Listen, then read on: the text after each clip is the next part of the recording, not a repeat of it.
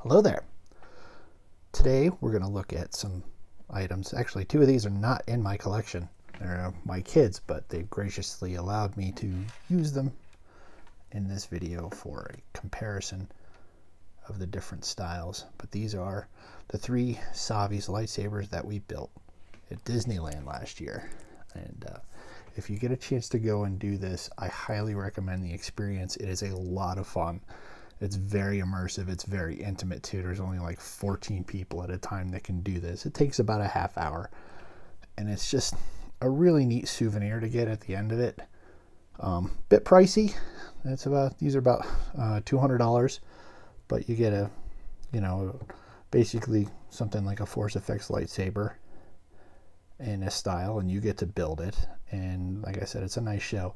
There is a video of our Savi's experience on my channel already.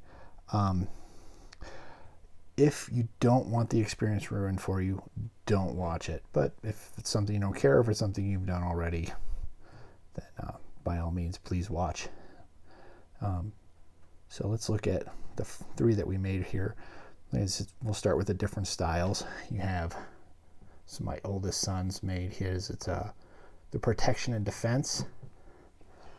It's made from, kind of looks like something from like the Old Republic kind of look. It's really, I really like this one.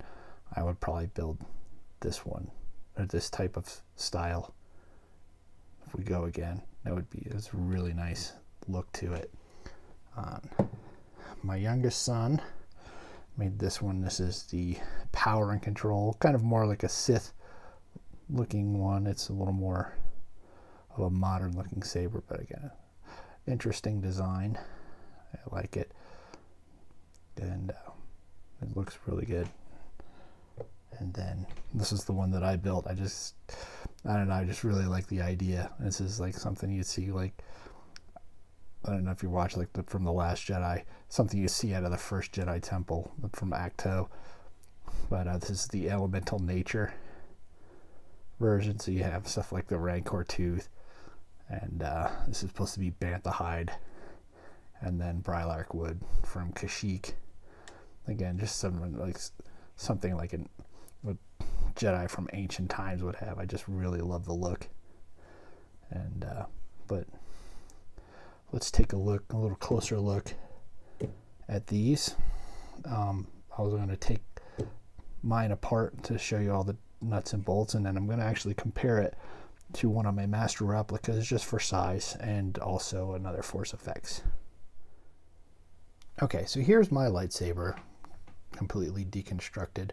These are the only pieces that I have for this style. I only did the experience once with my two boys, and if you want to see all the different pieces that you can get for each, those are the four different styles. I would highly recommend looking at either the Dano channel or Sir James Gamer Fusion. They have every possible piece that you can get for these, which is incredible. It's just something I'm not able to do. But we'll start here with this. This is the main part here. This is your chassis. Now this is plastic, but it's pretty durable still. I mean, like I said, you're not really, I mean, the covers and everything on this, so you're not really seeing this part. And one thing is on the back, the bottom end here, you have this battery pack, and it takes 3 AAA batteries. Now, you'll hear people complain about these, that, oh, it didn't last till like I was still in the park and it didn't work anymore. A lot of times, I'll admit, the batteries that they put in these things are just very, very cheap batteries. And these chassis, these lightsabers, are battery hogs. Another thing is that sometimes that this piece may not be in all the way, but basically there is a red arrow here, and let's see if we can find it.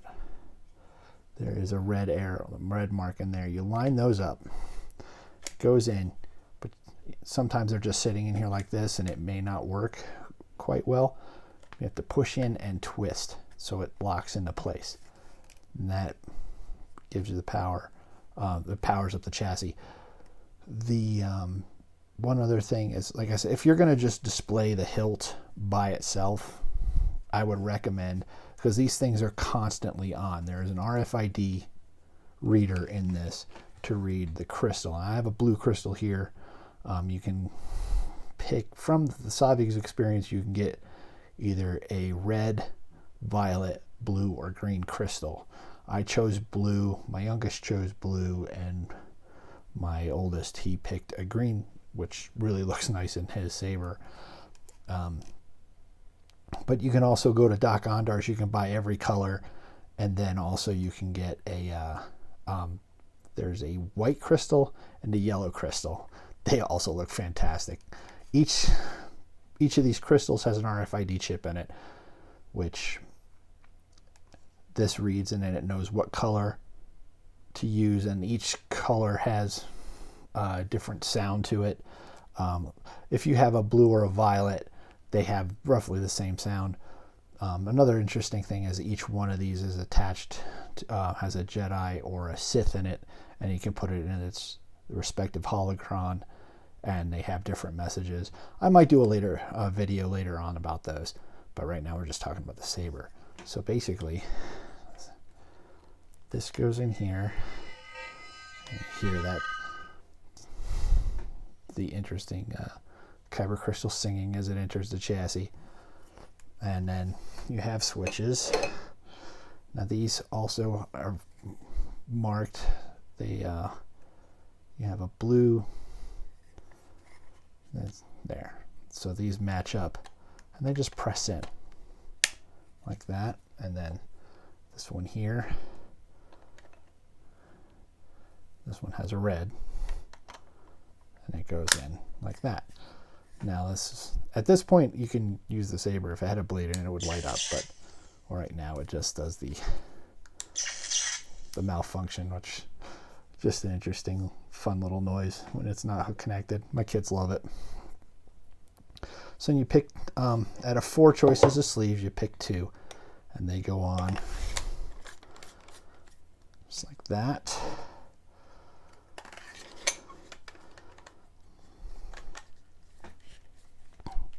There. And then you have a choice of 2 different emitters. I chose this one. There was another one looked interesting, and it matched with the another sleeve up here better, but like I said, this one kind of just matched with what I'd already picked. I like the look of it too. It's just kind of a cool looking emitter. And then I just couldn't pass up on the Rancor tooth on the bottom here for the hilt. This looks really cool. It does make it a little longer than the others too, but you'll see.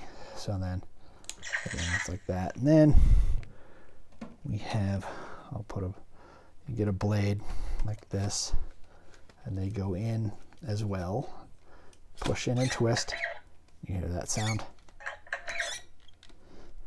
And now they light up. And these things are really bright. One thing you'll notice, if the batteries are dying, you'll hear the blade won't be quite as bright, and also you'll hear that sound of the crystal when I put the crystal in the chassis, that where I said like the crystal singing. You'll hear that every so often. It's basically just the power is getting low and it keeps rereading the crystal.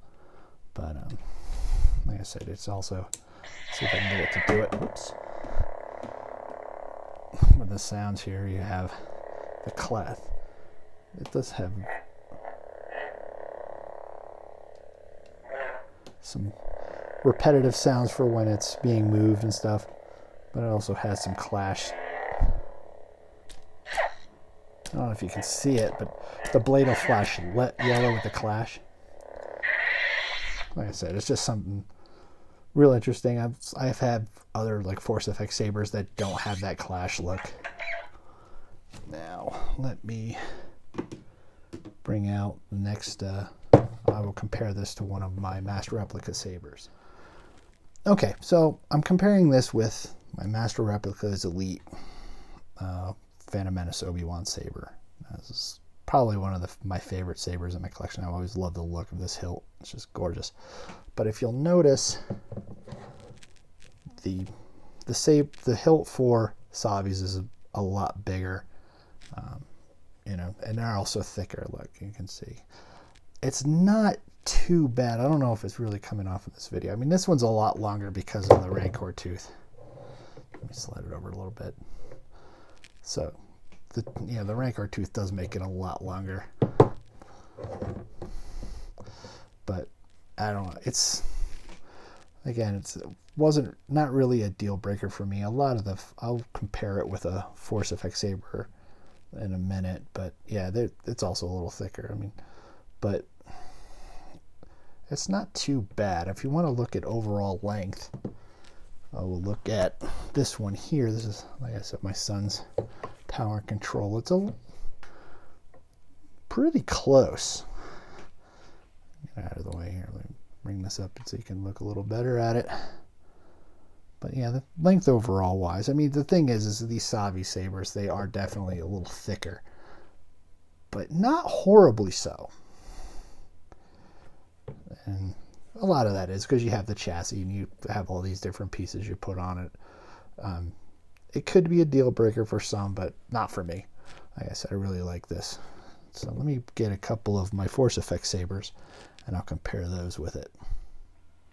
Okay, so here I am with a couple of my Force Effect sabers. These are kind of like different iterations of the saber. This Mace Windu saber came out probably in like their second round of making Force Effect sabers. The first generation they did was a Vader and an Anakin. I have another one, like a Revenge of the Sith Obi-Wan saber like this, and I don't like it as much because, like, to fit the electronics, the neck of it's very thick compared to what the actual prop looked like. But, you know, they had to fit the electronics in, not a big deal. Again, this one, probably a little, I don't know how close it is to the actual hilt with the electronics, but it's roughly the same thickness as my Savi saber. As you can see, I can put them right behind each other. You can't really see anything here. Now, this was like the last generation of Force Effect sabers that Master Replicas did before they lost the license.